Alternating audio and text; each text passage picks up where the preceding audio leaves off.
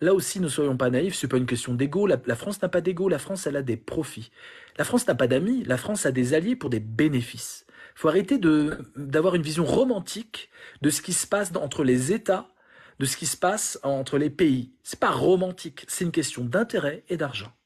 Donc si on commence à présenter nos excuses à 4 siècles de traite négrière, dans les conditions qu'on sait, des millions de personnes dans la souffrance absolue, etc.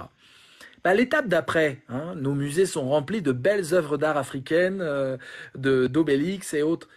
Et bah, l'étape d'après, c'est la réparation. La réparation, c'est de l'argent. Parce qu'en fait, les pays, on les a arriérés à prendre comme ça leurs forces vives. Les pays, on les a insultés pendant 4 siècles, à dire qu'ils n'avaient aucune capacité à entrer dans l'histoire. Et puis, les élites de ces pays y ont cru et ont adhéré à ça. Et donc, en fait, on comprend bien que ne pas donner ses excuses, c'est pas juste parce que, ben non, faut pas s'excuser. Non, mais c'est juste du fric. C'est juste du fric. Et ce qui se passe en Ukraine et en Russie, c'est juste du fric. Et ce qui se passe, le fait que Macron ne dise pas à Israël, là vous exagérez avec c'est complètement disproportionné votre réponse, etc. C'est du fric. Le business, on sait où il a lieu. Je veux dire, quand on s'apprête à reconstruire un port à Gaza, bah c'est de l'infrastructure.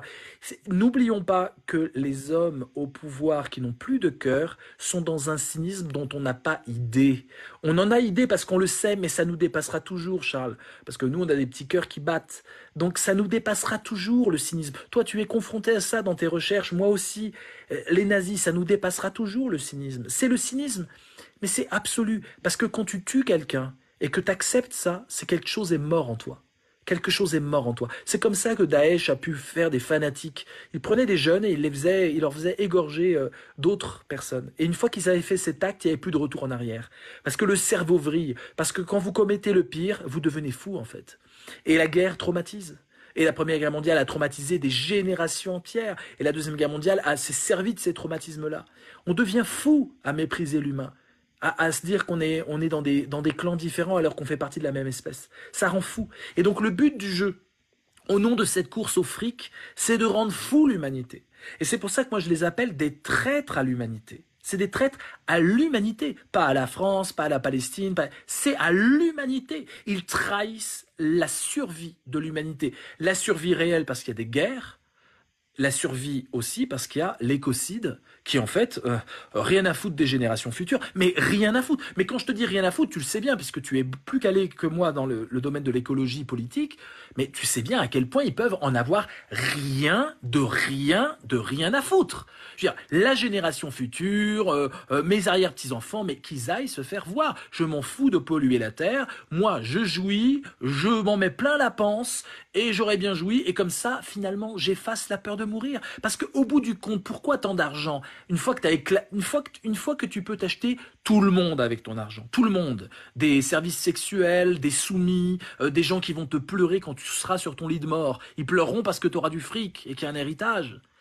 Mais au bout du compte, ce que tu veux effacer, c'est la mort. C'est la peur de mourir. Ces gens-là, ils ont tout effacé dans leurs émotions, mais il leur reste une seule émotion, c'est la peur de mourir. Et d'ailleurs, ils ont très peur de mourir. Ils veulent se faire cryogéniser, ils mettent de l'argent dans la recomposition cellulaire, mais des sommes astronomiques, dans le transhumanisme. Les riches de la Silicon Valley, ils investissent des milliards juste pour qu'on puisse gratter 10 ans de plus, 20 ans de plus. Et ils considèrent la mort, le transhumanisme, comme une maladie. La mort devient une maladie, quelque chose qu'il faut éradiquer, quelque chose d'anormal.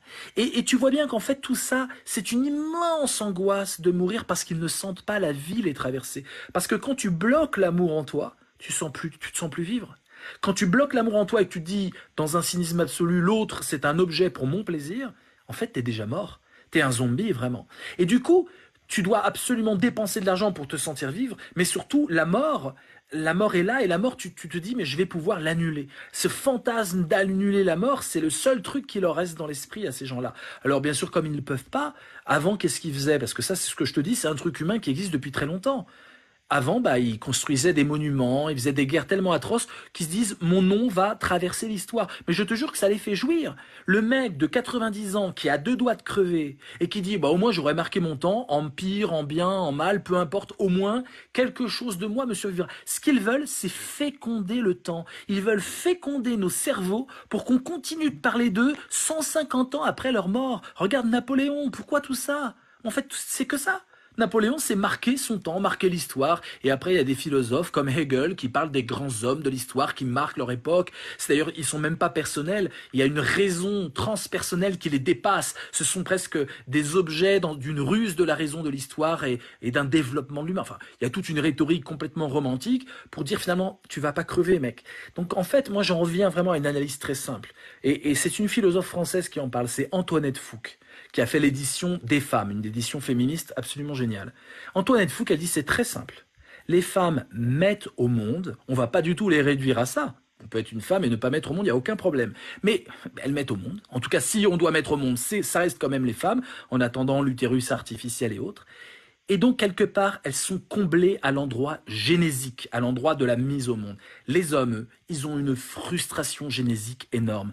À quoi ils servent? Ils servent à rien. Une fois que tu as rempli toutes les banques de sperme, l'humanité masculine, on peut l'éradiquer. À quoi ça sert? On n'a plus besoin d'eux. On a des robots pour porter du bois et couper du bois. Donc, à un moment, l'être humain masculin est angoissé en réfléchissant à son rôle dans l'histoire humaine. Et donc c'est pour ça qu'il va absolument vouloir justifier son pouvoir d'existence, parce que lui ne met pas au monde, lui n'est pas indispensable à la marche des espèces, au cycle de la vie, et donc ce fantasme de l'homme va être de marquer son temps. Regarde, on les appelle les génies dans l'art. Il y a très peu de femmes qui sont des génies. Génie, géniteur, c'est la même racine, c'est engendré. Et donc ils essaient de racheter comme ça une possibilité d'être nécessaire à la marche du monde, et ils ont choisi, en tout cas pour ceux dont on parle, le pire parti, le parti de l'horreur, le parti du cynisme, et c'est pour ça que ces gens-là, il ne faut pas les mettre au pouvoir. Il faut les détecter et leur refuser le pouvoir. Ils pourront être garagistes, livreurs, même profs, et encore, il y a beaucoup de pouvoir dans prof, mais pourquoi pas prof? Mais pas des postes de pouvoir politique. Je crois vraiment que c'est essentiel que le peuple soit au courant que cette catégorie d'hommes existe et est extrêmement toxique pour l'espèce humaine elle-même.